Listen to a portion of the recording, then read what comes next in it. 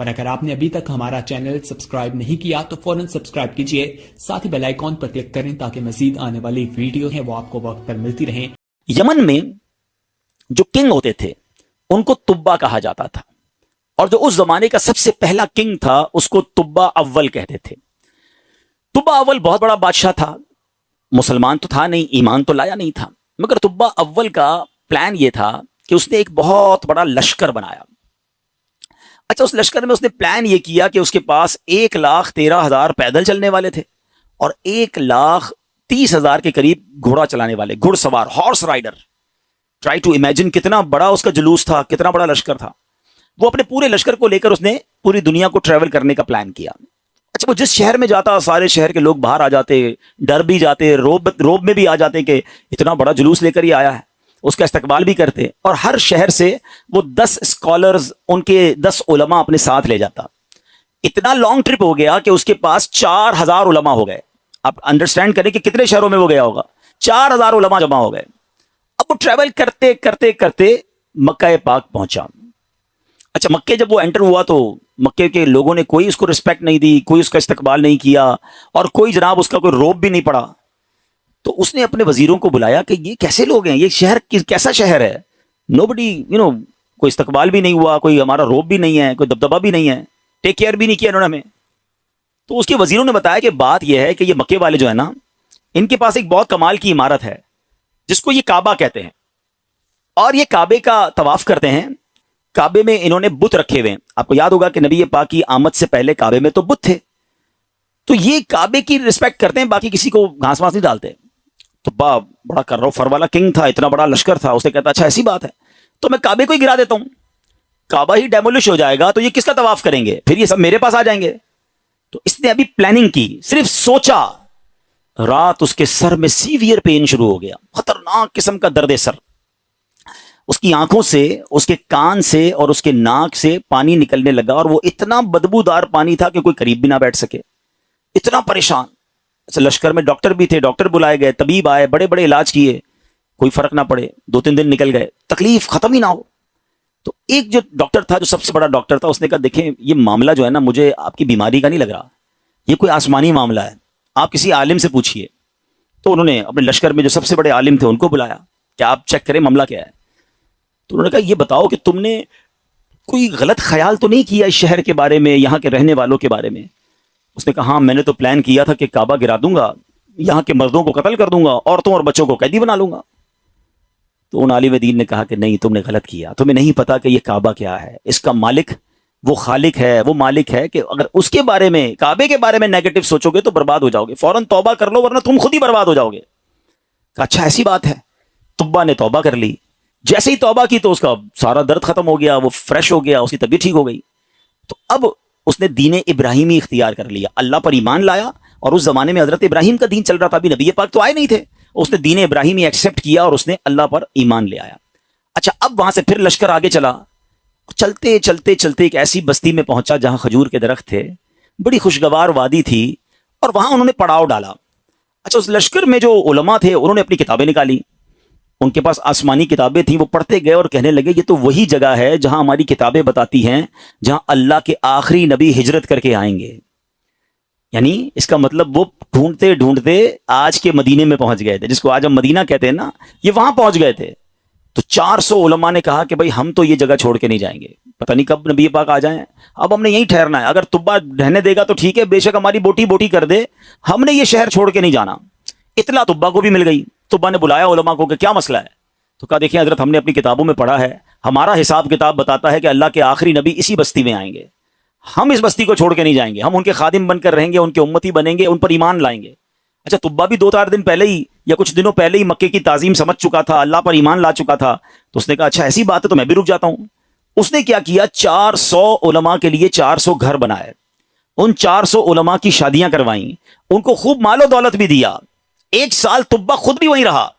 1 سال کے بعد دیکھا کہ نبی پاک تو نہیں آئے، تو اب تبا نے ایک کمال کا خط لکھا۔ سنیے گا پیارے اسلامی بھائیو، یہ دنیا کا انوکھا خط ہے کہ اس کے لیے لکھا جا رہا ہے جو بھی دنیا میں آئے نہیں ہیں۔ اور کس عشق والی زبان میں تبا بادشاہ نے وہ خط لکھا؟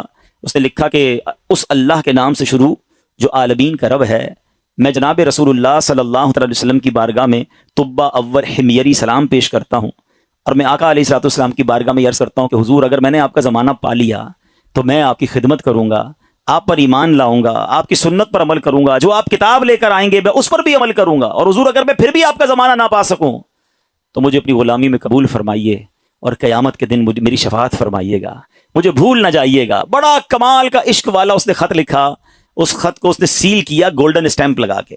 اچھا، ایک اور مکان بنایا اس نے، اور جو اس وقت کے سب سے بڑے عالم تھے ان کو وہ لیٹر بھی دیا، اور کہا جب آپ نبی پاک سے اگر آپ کی ملاقات ہو جائے نا تو میرا خط انہیں دیجیے گا، یہ مکان بھی انہیں گفٹ کر دیجیے گا، اور اگر نہ ہو تو آپ اپنے بچے کو کہیے گا، آپ کا انتقال ہونے لگے تو اس کو یہ لیٹر دیجیے گا، اس کو کہیے گا وہ اپنی اولاد کو دے، تاکہ کسی طرح یہ خط جناب آخری نبی صلی اللہ علیہ وسلم تک پہنچ جائے۔ یہ کیسا عشق ہے! اب ذرا سنیے گا، طبہ اول حمیری کا بعد میں وہ مدینے سے آگے گیا اور جا کے اس کا انتقال ہو گیا۔ آفٹر 1000 years، 1000 سال بعد 12 ربیع الاول والے دن مکہ مکرمہ میں نبی پاک کی ولادت ہوتی ہے، آقا کی تشریف آوری ہوتی ہے۔ نبی پاک 53 سال مکے میں گزارتے ہیں، اور اس دوران حضرت مصعب بن عمیر صحابی رسول ہیں، ان کو پیارے آقا مدینے بھیجتے ہیں کہ وہاں جا کے اسلام کی دعوت دو۔ مدینے میں تو فوراً اسلام پھیلنا شروع ہو گیا۔ علماء کہتے ہیں جو اتنی تیزی سے اسلام مدینے میں پھیلا نا، اس کی بڑی وجہ یہ تھی جو یہ انصار صحابہ تھے نا، مدینے والوں کو کیا کہتے ہیں؟ انصار۔ مکے والوں کو کیا کہتے ہیں؟ مہاجرین۔ تو جو انصار تھے نا، یہ سارے انہی 400 علماء کی اولاد میں سے تھے۔ they were waiting from last 1000 years for رسول پاک علیہ الصلوۃ والسلام۔ یہ تو 1000 سال سے انتظار کر رہے تھے۔ جیسے ہی حضرت مصعب بن عمیر پہنچے، دیگر مبلغین پہنچے، اللہ کے رسول کی باتیں بتائیں، اسلام کی باتیں بتائیں، دھڑا دھڑ لوگ اسلام قبول کرنے لگ گئے۔ اچھا، قبیلے کے لوگ بیٹھے کہ آخری نبی تو آ گئے ہیں مکے میں، ہمارے پاس ایک لیٹر ہے، اب وہ پہنچانا ہے انہیں۔ انہوں نے مشورہ کر کے، ایک صحابی تھے ان کا نام تھا حضرت ابو لیلہ انصاری رحمۃ رضی اللہ تعالیٰ، ان کو کہا کہ آپ جائیے، جا کے مکے میں نبی پاک کو یہ خط دے کر آئیے۔ ان صحابی نے ٹریول کیا۔ جب وہ ٹریول کر کے جانے لگے تو ان کو کسی نے بتایا کہ نبی پاک مکے سے پہلے ایک وادی میں بیٹھے ہیں، صحابہ کرام کے ساتھ جلوہ فرما ہے۔ اچھا، انہوں نے نبی پاک کو نہیں دیکھا، نبی پاک نے انہیں نہیں دیکھا، سوشل میڈیا کا زمانہ تو تھا نہیں نا کہ کسی طریقے سے دیکھ لیتے۔ اچھا، یہ گئے اس دربار میں، جیسے ہی داخل ہوئے کمرے میں، نبی پاک صحابہ کے ساتھ بیٹھے ہیں، وہ کمرے میں داخل ہوئے، پیارے آقا فرماتے ہیں انت ابو لیلہ، تم ابو لیلہ ہو؟ وہ شاکڈ ہو گئے کہ میرا نام کیسے ان کو پتہ چل گیا؟ کہ جی یا رسول اللہ، میرا نام ہی ابو لیلہ ہے۔ فرمایا تمہارے پاس میری ایک امانت ہوگی، مجھے وہ خط دے دو۔ ایک بار اور حیران ہو گئے کہ رسول اللہ صلی اللہ علیہ وسلم کو میں نے بتایا نہیں، پہلے ہی ان کو پتا ہے۔ نبی پاک نے وہ خط لیا، سیدنا ابوبکر صدیق کو وہ خط دیا اور کہا ہے ابوبکر پڑھو۔ اب بھرے دربار میں وہ عشق والا خط پڑھا گیا ہے، طبہ اول حمیری کا وہ عشق کی جو لیٹر تھا وہ پڑھ کر سنایا گیا کہ حضور میں آپ کا امتی، میں آپ کا غلام، مجھے قیامت کے دن بھولیے گا نہیں، اگر آپ کا زمانہ پایا تو آپ کی خدمت کروں گا، زمانہ نہ پا سکا تو پھر بھی میں آپ کا غلام ہوں۔ اللہ اکبر۔ نبی پاک نے جب خط پڑھ سنا نا تو پتہ کیا فرمایا؟ مرحباً اخ الصالح، مرحباً اخ الصالح، میرے نیک بھائی کو مرحبا ہو، نیک بھائی کو مرحبا ہو۔ امیر پیارے آقا علیہ الصلوۃ والسلام نے اس بادشاہ کو نیک بھائی کہہ کر پکارا۔ اچھا، اب ابو لیلہ انصاری تو حیران پریشان، نبی پاک کلمہ پڑھا، مسلمان ہوئے کہ ان کو مجھ سے پہلے پتا ہے کہ یہ میرے دل میں کیا ہے اور میں کیا لے کر آیا ہوں۔ واپس گئے، اپنے شہر والوں کو بتایا کہ بھائی میں تو ان سے مل کر آیا ہوں جو تو غیب کی خبریں دیتے ہیں۔ اچھا، بہرحال اب نبی پاک نے مکے سے مدینے سفر اختیار کیا۔ اچھا، مدینے والوں کو انتظار تو بڑا تھا کہ پیارے آقا مدینے آئیں گے۔ اچھا، نارملی 7 days کا ٹریول ہوتا تھا، اگر مکے سے کوئی اونٹوں پر یا گھوڑوں پر نکلتا تھا نا، it's take almost 7 days to travel. اب آج کل تو ہم 4 گھنٹے میں پہنچ جاتے ہیں، بڑے اچھے روڈ بن گئے ہیں۔ اب نبی پاک جب روانہ ہوئے تو وہ نیوز مل گئی مدینے والوں کو، لیکن آپ کو پتا ہے کہ وہ ہجرت کا سفر اب نارمل سفر تھا، نارمل سفر نہیں تھا، بڑے پرابلمز تھے، بڑے ہرڈلز تھے۔ 3 دن 3 راتیں تو نبی پاک کو غار ثور میں رہنا پڑا، راستے میں مکے کے لوگ انٹرسپٹ کرنے پہنچے ہوئے تھے۔ تو اب مدینے والے سمجھ رہے تھے کہ 7ویں دن نبی پاک آ جائیں گے، وہ ڈیلی مدینے کے گیٹ پہ جا کے کھڑے ہو جاتے کہ نبی پاک آ جائیں گے، صبح جاتے ویٹ کرتے، دوپہر ہوتی تو واپس آ جاتے، اگلے دن پھر صبح جا کے کھڑے ہو جاتے، روز استقبال کی تیاریاں ہیں۔ اچھا، آپ کو معلوم ہے نبی پاک علیہ السلام کس دن مدینے میں داخل ہوئے؟ کافی دن لگے، مگر سرور کائنات صلی اللہ تعالیٰ علیہ وسلم جس دن مدینہ منورہ میں صحابہ کے جھرمٹ میں داخل ہوئے نا، وہ دن 12 ربیع الاول کا دن تھا۔ ہاں، وہ دن بھی برتھ ڈے آف رسول پاک علیہ السلام تھا۔ سبحان اللہ، اللہ کی شان دیکھیں کہ ربیع الاول کا 12 ربیع الاول کا جو جلوس ہے، कुछ लोगों को कंफ्यूजन होती है। अल्लाह अकबर, मेरे आका जो मदीने में दाखिल हुए तो सहाबा भी हैं और खुद प्यारे आका भी हैं, बल्कि एक सहाबी कहते हैं हुजूर बगैर परचम के कैसे दाखिल होंगे, आप जा रहे हैं तो शान और शौकत के साथ दाखिल होना है। अपना इमामा उतारा, तलवार पे लगाया, उसे परचम बनाया और जब मदीने में दाखिल हुए तो हर तरफ से सदाएं हैं मरहबा या रसूल अल्लाह। बच्चियां तैयार होकर आई हैं, बच्चे तैयार होकर आए हैं। अरब के लोगों का दस्तूर था, जब कोई बड़ा इवेंट होता था वो अपना मखसूस लिबास पहनते थे, अपनी तलवारें लगाते थे। बल्कि अब भी अगर आप देखिए उनके त्योहारों में उनके लिबास अलग होते हैं, वो सब अपने उस लेवल के लिबास पहनकर खड़े थे क्योंकि आज उनके लिए ईद का दिन था। और सुभान अल्लाह, उस वक्त बनू नज्जार की बच्चियों ने सरवरे कायनात सल्लल्लाहु तआला अलैहि वसल्लम का जो इस्तकबाल किया, जिस नगमे को गुनगुनाकर, जिस नात को पढ़कर उन्होंने इस्तकबाल किया, आज भी मक्के मदीने चले जाएं, कैसेट की दुकानों पर जाएं, बल्कि दुनिया के किसी कोने में जाएं, ये नात अरबी हो, अजमी हो, अफ्रीकन हो या अमेरिकन हो, सरकार की ये नात दुनिया भर में पढ़ी जाती है। और वो बच्चियों ने, उन बच्चियों ने ये नात पढ़ी थी जो आज सीरत की किताबों में भी लिखी हैं। और उन्होंने इस्तकबाल कैसे किया था, वो अल्फाज क्या थे? वो अल्फाज थे तलअल बद्रु अलैना मिन सनियातिल वदा वजब शुक्रु अलैना मा दआ लिल्लाहि ला। क्या कहती हैं हम पर? चांद तुलू हो गया है। तलअल बद्रु अलैना, 14वीं रात का चांद तुलू हो गया है। कहां पर? सनियतुल वदा की घाटी में। जिस जगह ये इस्तकबाल हुआ ना, उस इलाके को सनियतुल वदा कहते हैं। और वजब शुक्र अलैना, हम पर वाजिब हो गया है अल्लाह का शुक्र अदा करना। मा दआ लिल्लाहि दा, जब तक लोग अल्लाह के लिए दावत देते रहेंगे, यानी कयामत तक हम पर अब ये शुक्र अल्लाह का वाजिब हो गया कि नबी पाक हमारे मदीने आ गए हैं। आपको पता है मदीने के रंग कैसे बदला, मदीने की तकदीर कैसे बदली? मदीना पहले यसरब कहलाता था। वहां की आबो हवा में बीमारियां थी, जो जाता बीमार हो जाता था। अल्लाह अकबर, मुस्तफ़ा करीम के कदम तो क्या लगे, मदीने के गुबार में भी शिफा हो गया है।